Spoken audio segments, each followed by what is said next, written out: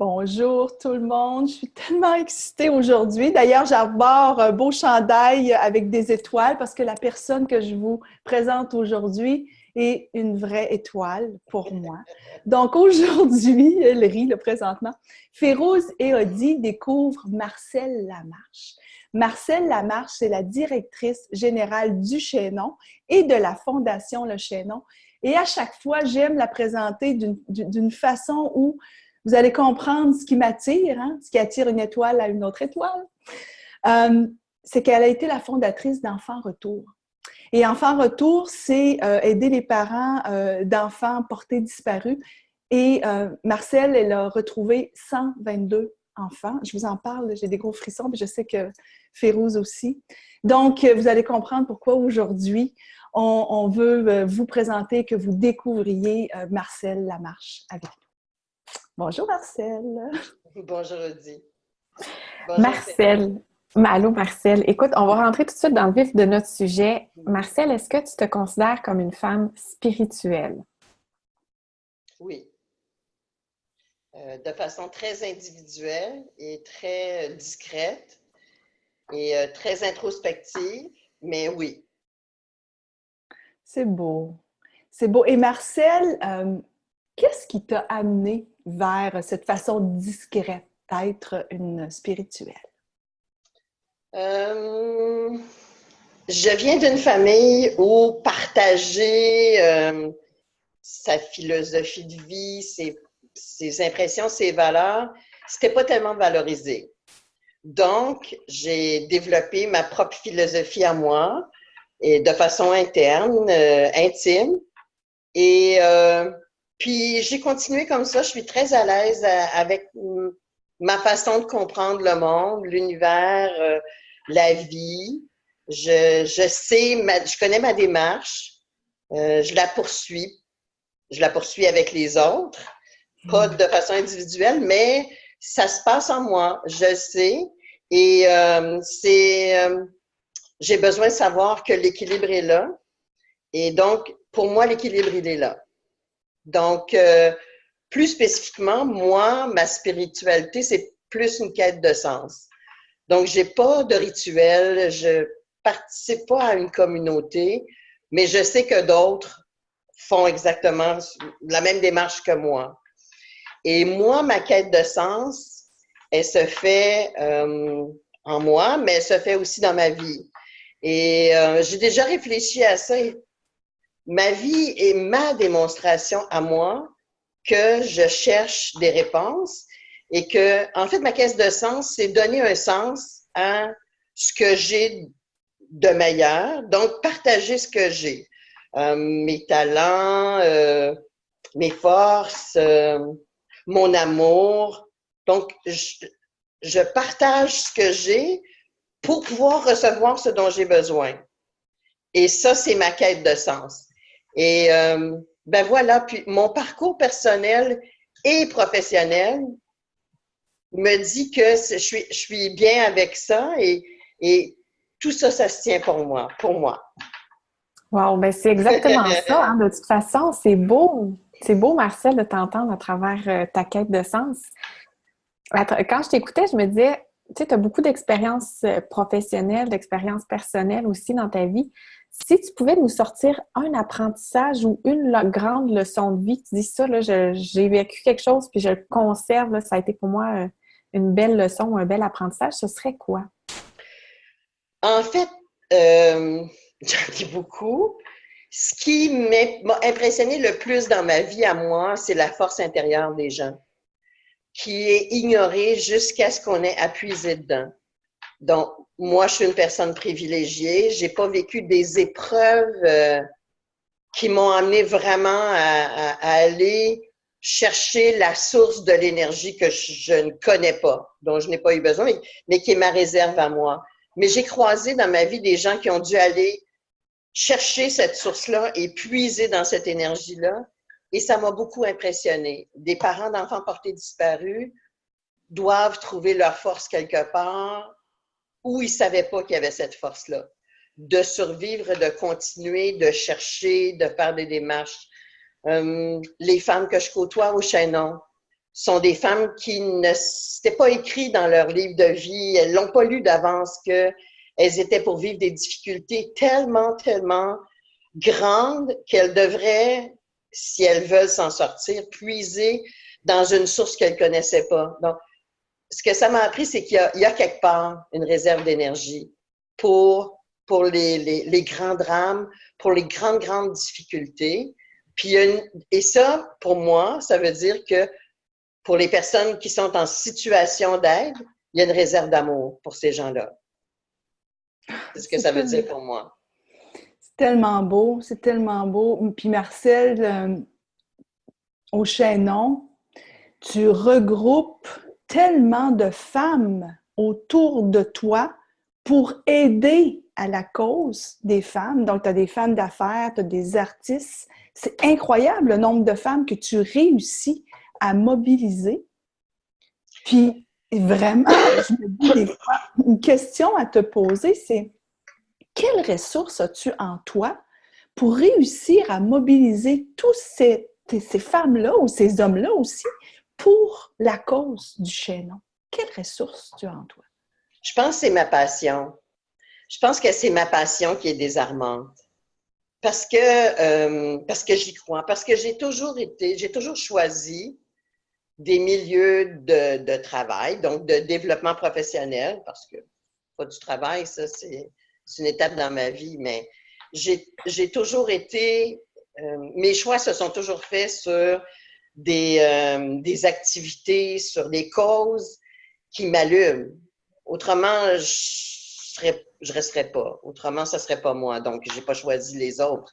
Donc, du moment que je choisis une cause et que je sais qu'elle me choisit, je le sens, il y a une rencontre, mais c'est ce que je fais quand je rencontre d'autres personnes dont la cause a besoin, soit pour des dons, soit pour des talents, des initiatives, de l'encouragement, des services, quoi que ce soit.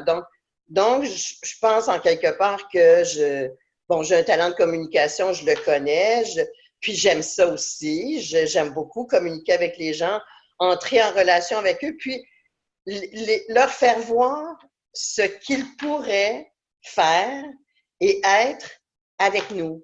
Donc, la communauté existe déjà, mais faire voir à une personne le rôle qu'elle pourrait jouer et ce que ça lui apporterait à elle, comme satisfaction, comme fierté, comme bien-être, comme vraiment reconnaissance de faire partie de quelque chose. Donc, pour moi, je pense que c'est cette passion-là qui fait qu'on est plusieurs, puis que ça se communique aussi. Marcel, écoute, je t'écoute parler, puis là, tu parles de ta passion, tu parles de partager avec les autres ce que tu as en toi, tu parles de ta quête de sens. As-tu d'autres éléments pour ta recette du bonheur? Mes valeurs. Mm-hmm. Parce que pour moi, c'est simple. Pour moi, ça ne peut pas être compliqué. Parce que j'ai eu une enfance compliquée, donc j'ai tout réglé ça. J'ai compris qu'il fallait que ça soit simple pour moi. Donc, pour moi, ce qui est simple, c'est ce qui est clair. Donc, mes valeurs, c'est très clair. C'est la justice, donc je combats l'injustice. C'est l'amour, donc je déteste la haine. C'est la paix, donc je suis pacifiste. C'est des valeurs qui me sont propres. Je déteste le mensonge, j'aime la vérité. Pour moi, tout ça, c'est un ensemble, c'est moi. C'est ça qui me compose, c'est mon ADN à moi, mon ADN, on va dire, spirituel. Donc, tout vient de là, puis tout passe par là. C'est comme si, des fois, il me vient l'image d'un prisme.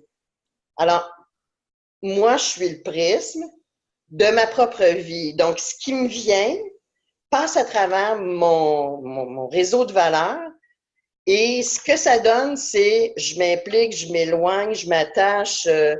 Donc, mes choix sont faits en fonction de ça, puis mes activités, puis mes orientations aussi. Où je veux aller, ça passe aussi par mes valeurs, je dirais. Oh, j'ai des frissons. Écoute, j'irais dans une zone différente, un espace, c'est ça, je dirais différent. Et j'aimerais te poser la question, qu'est-ce qui te rend triste, toi, Marcel? Oh! Ce qui me rend triste, l'éloignement. Pas être proche des gens que j'aime, mes enfants qui vivent à l'étranger, ça me rend triste. Qu'est-ce qui me rend triste? Certains échecs. Certains échecs professionnels là, ou personnels auxquels je croyais vraiment. Donc, la déception peut devenir de la tristesse. Mais moi, je suis une personne très positive, ça ne dure pas. Donc, je ne m'installe pas dans la tristesse parce que je pourrais y aller, je veux dire, comme tout le monde. Je pourrais choisir de m'installer dans ce mode-là, puis de rentrer dans ce nuage-là. Mais ça ne m'intéresse pas parce que j'ai trop à faire, j'ai trop à apprendre, puis c'est pas là que je vais l'apprendre. Donc, j'accepte le sentiment de tristesse, je le vis, mais je le vis pas dans la durée.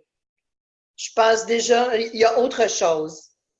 Donc, ça existe, c'est là, je le renie pas, mais je ne le vis pas au point d'affecter mon regard positif sur la vie. Ça peut pas. C'est beau. C'est beau, Marcel. Non, mais j'ai l'impression d'entendre une grande sage qui nous parle. Puis c'est beau, il y a plein de sagesse dans ce que tu nous partages. Marcel, moi, ça m'intéresserait de savoir si on jouait à un jeu, là, puis que je pouvais avoir une baguette magique, puis tu peux aller manger, tu peux aller souper avec un sage, un guide spirituel, une personne qui est vivante ou décédée. Avec qui tu aimerais ça aller souper, puis pourquoi? Plusieurs. J'irai souper avec mon père pour finir une conversation. J'irai souper avec Gandhi. D'abord, je voudrais tous qu'on soit à la même table parce que je les place tous ensemble. Donc, je voudrais avoir Gandhi à ma table, puis je voudrais avoir mon père à ma table.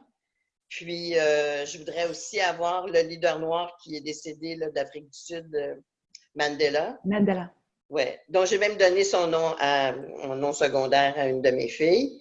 Donc, c'est une personne qui, pour moi, est un modèle de vie.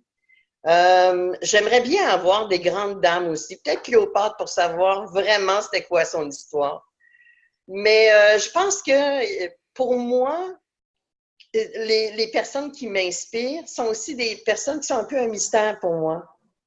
Donc, ce souper-là me donnerait l'opportunité de leur poser des questions, d'entendre leurs réponses, puis d'entendre les réactions de toutes ces autres personnes-là qui sont aussi un mystère pour moi, mais que j'aime tellement.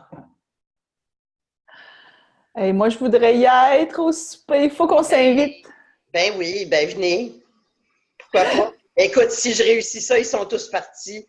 Je vous inviterai. On sera trois vivants, puis tout le reste, ben ils seront là, mais d'une autre façon. Je suis sûre qu'on va être disponible. Marcel, si tu pouvais transformer le monde, qu'est-ce que tu changerais? Oh, si je pouvais transformer le monde, ben j'enlèverais ce que moi j'estime être le négatif, le méchant. Ce qui divise les gens. Je pense que que ce soit les religions, que les guerres de religion, les guerres d'appropriation de la propriété, la mesquinerie, tout ce qui est le contraire du respect. Tout ce qui est le contraire du respect, pour moi, ce serait ça. Si je pouvais changer le monde, ce qui ferait qu'on réaliserait qu'on est tous ensemble, puis qu'on n'avance pas avec le négatif. On n'avance pas, on n'évolue pas comme humain. Donc, si vraiment je pouvais changer le monde, c'est ce que je ferais. J'essaierais de faire disparaître cette couleur-là. Ça serait le fun. J'aimerais ça. Ben, moi aussi. Bon, alors c'est tout un défi, là. Mais quand même, on change le monde. Tout le monde change le monde un jour à la fois et une personne à la fois, à commencer par nous-mêmes. Effectivement. Ouais. Marcel, comme dernière question, on aimerait ça te demander, en fait, si tu as un message, tu avais un message à passer, à donner à notre communauté, ce serait lequel? Mais j'en aurais beaucoup des messages. J'aurais des messages pratiques, mais je pense pas. Si on me donne l'opportunité de passer un message, je dirais que la première chose qu'il faut faire dans la vie, c'est suivre ses rêves. C'est vraiment, c'est se dire, je rêve de ça, je peux le faire. Je pense que si tout le monde se voyait, l'acteur principal de sa vie, dans un film où il réalise ses rêves, je pense qu'on serait tous plus heureux. Ça serait le message que je passerais. Mais moi, je le prends avec amour. Avec amour. Marcel, merci beaucoup. C'était un privilège de passer ce temps avec toi et je sais que tous les gens aussi vont voir en toi ce beau privilège. Vraiment inspirant. Merci. Merci, Audi. Merci, Férouz. Merci, Vraiment. Marcel, de ta présence.